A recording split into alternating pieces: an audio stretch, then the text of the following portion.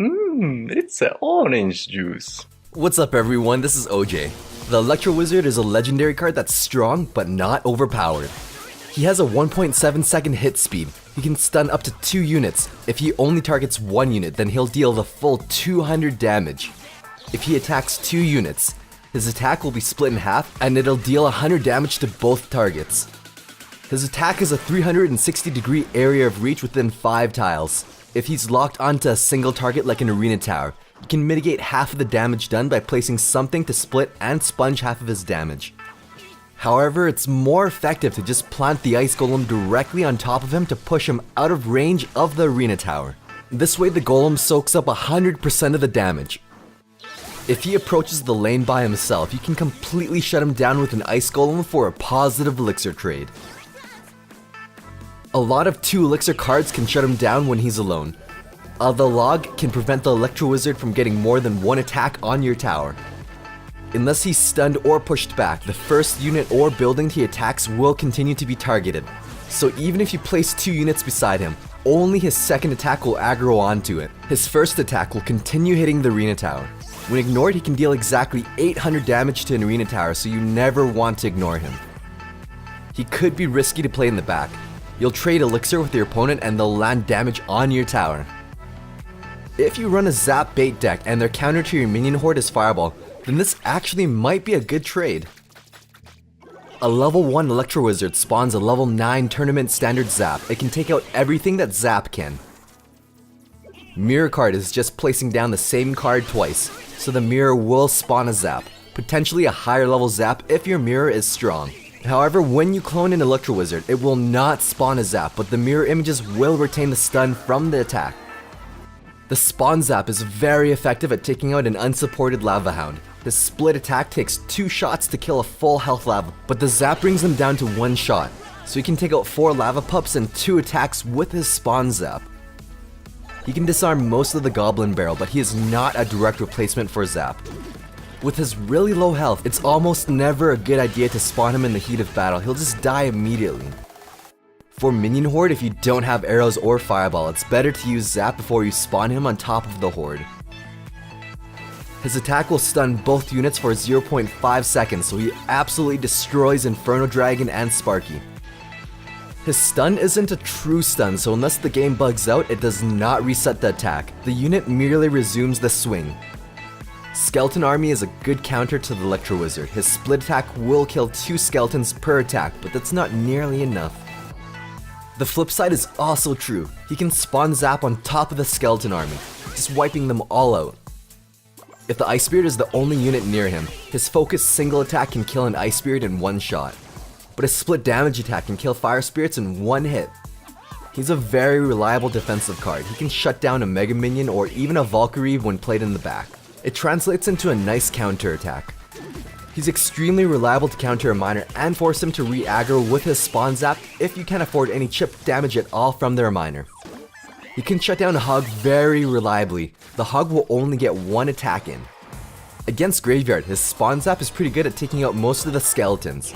It depends on the situation, but if he's the only answer to the Graveyard tank combo, then he's just going to die. Head on, his split attack takes 3 total strikes to kill 2 archers, so he's going to suffer a bit of damage from them before taking them out. It's best to counter the archers by spawning him on top of them. After the zap, he's able to one-shot the archers. This usually makes sense to do if they have a tank supporting, since he turns around and starts stunning the other units.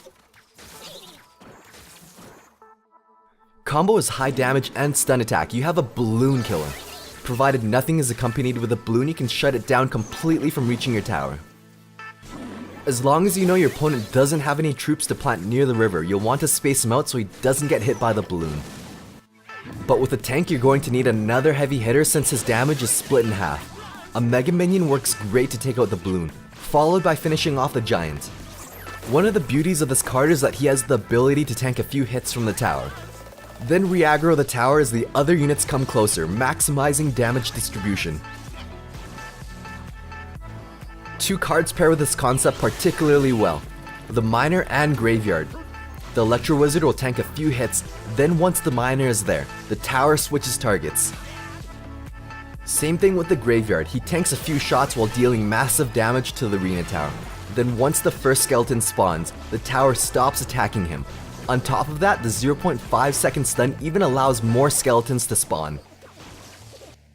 The drawback to this is that if they plant something before your Electro Wizard reaches the tower, he never has a chance to force the tower to re-aggro. Those are the two cards that directly synergize with him. Basically any troop that has a shorter range than an Electro Wizard is a good pairing. He tanks a bit, then the tower retargets onto the shorter range troops. The Electro Wizard is a very good control card. He can defend against most units, but he has very low health. This is why the Ice Golem is a very good complementary card to pair him with to compensate for his low health for numerous reasons. If there's an incoming minion horde and you don't have Zap in rotation, you can use an Ice Golem's Death Nova to bring down their health, then spawn Zap to finish them off. Against the Prince, the Electro Wizard can shut down a single Prince, but he'll eventually die. Whereas if you have an Ice Golem, you can soak up the damage, preserving the Electro Wizard to set yourself up for a counter attack. He can shut them down relatively well with the help of an Ice Golem. He works pretty well with the Mega Minion too. The extra damage the Mega Minion provides helps him take out Elite Barbarians. It won't be as good as Ice Golem, but sometimes your deck doesn't have an Ice Golem or it's not in rotation. Using a stun mechanic, it doesn't matter if the enemy troops are targeted onto him. If you plant an Ice Golem in between them, the Electro Wizard's stun attack eventually forces the Mega Minion to target the Ice Golem instead.